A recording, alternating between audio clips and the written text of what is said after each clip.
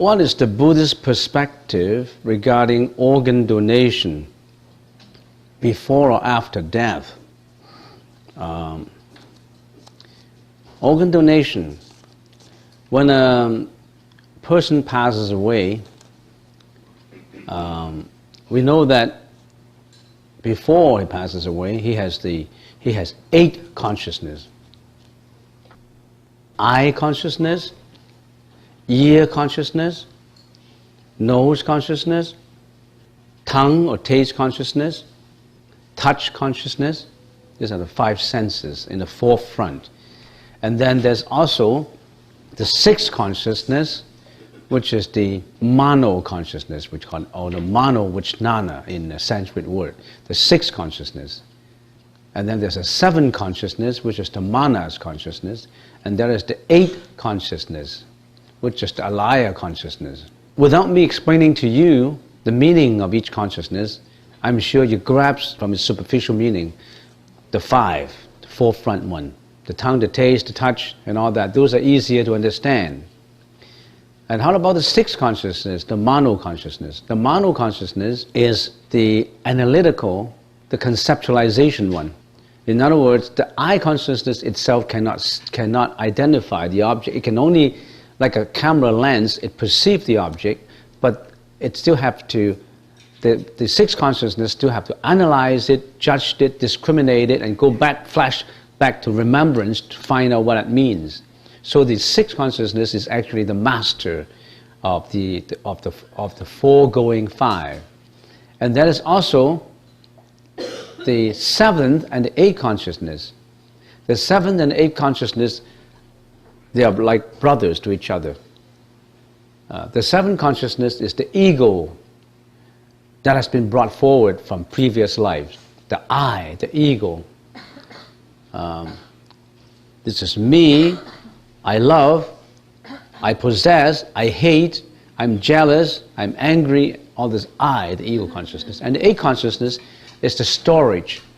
But if you go by the computer, that is the memory that stores all that. All your life experiences, the past and the present life experiences. So when a person passes away, now, in addition to that, I have to explain also the 4 elements. What does this body make up of? As far as the body is concerned, basically there are 4 elements that make up the body. The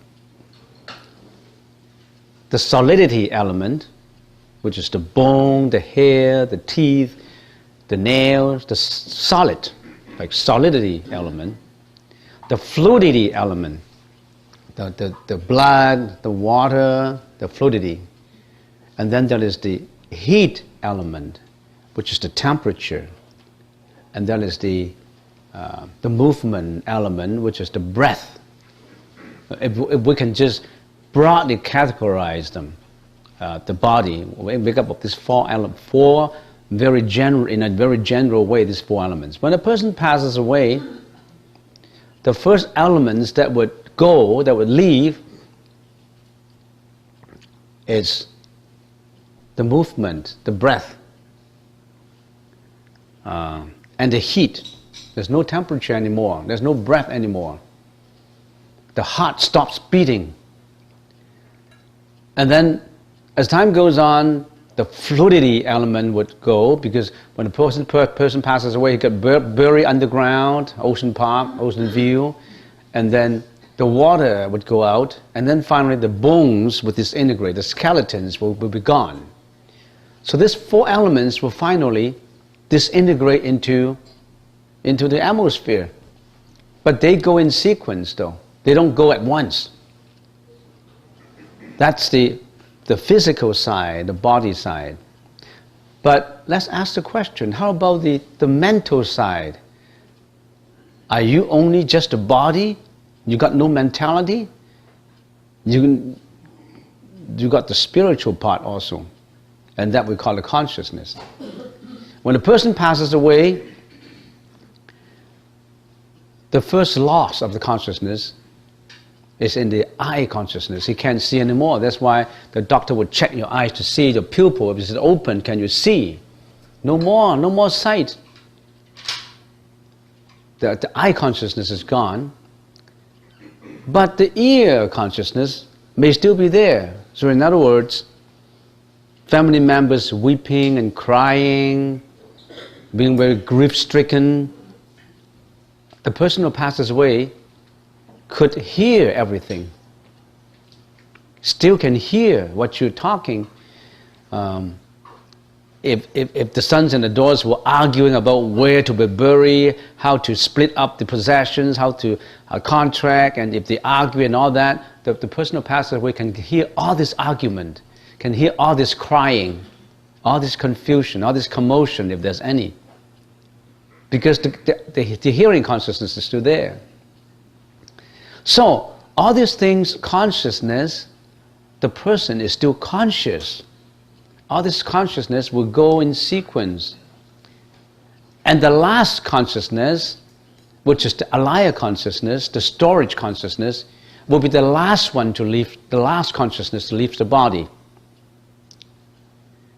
When a person is ready to be born into the embryo of the mother, into the cell of the mother's womb, the first consciousness, the first to get in is the alaya consciousness. The alaya consciousness will all of a sudden, in a flash of a second, zoom into the mom's womb. Because when a husband and a wife is doing the relationship, then there is a sparkle of light, and this consciousness, because it's related to this man and a woman in previous life, there's some unfinished business. There's some relationship in the previous life, would zoom into the mom's, the consciousness will get in there. That's the first consciousness, is the alaya consciousness, to get into the womb, into the mom's body. That's the first to enter it. There's a stanza for it. The first to enter and the last to leave. When a person passes away, however, that alaya consciousness is the last consciousness to leave. So when a person passes away, he loses sight, he loses hearing, he loses taste, he touch may be the later ones to leave. So if you donate an organ, your lung, your spleen, or your heart, or whatever it is,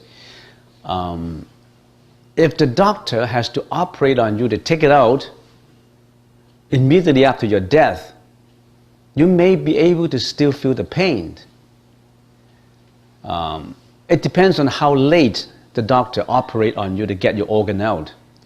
But I've heard that if it is very late in the game, it's not going to be a good game, because the organ is useless if it's too late. It has to be taken out almost like as soon as possible,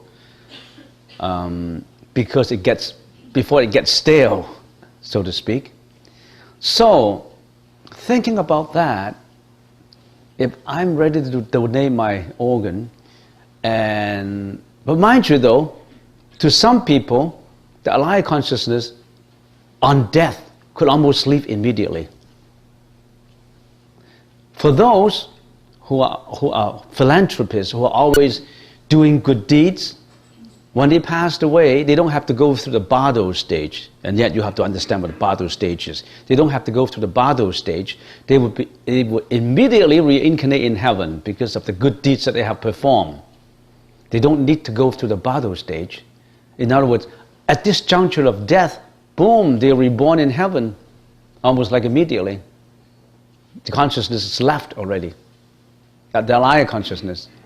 For those who perform extremely good deeds, philanthropists, extremely compassionate person, heroes who sacrifice for their folks, you know.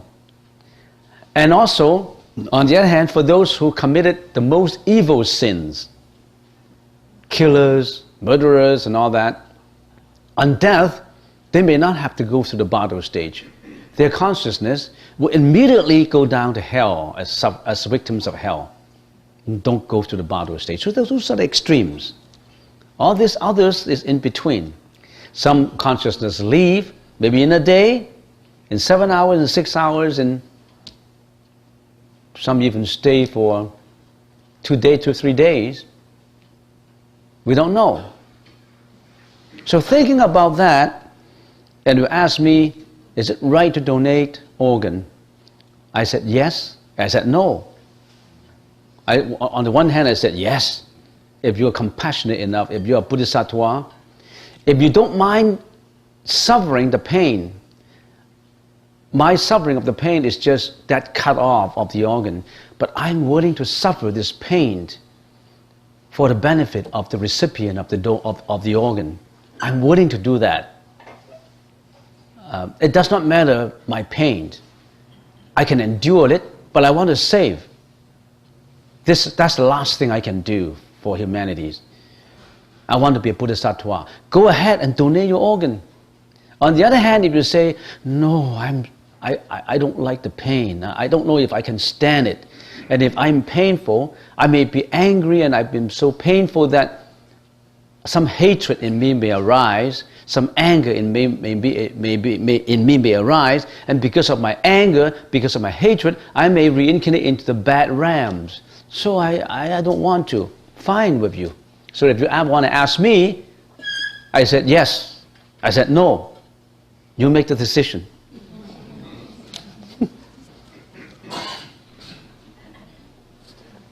Is that a good answer? Some people nod his head or her head. Okay. Saves me into getting into trouble. Yes.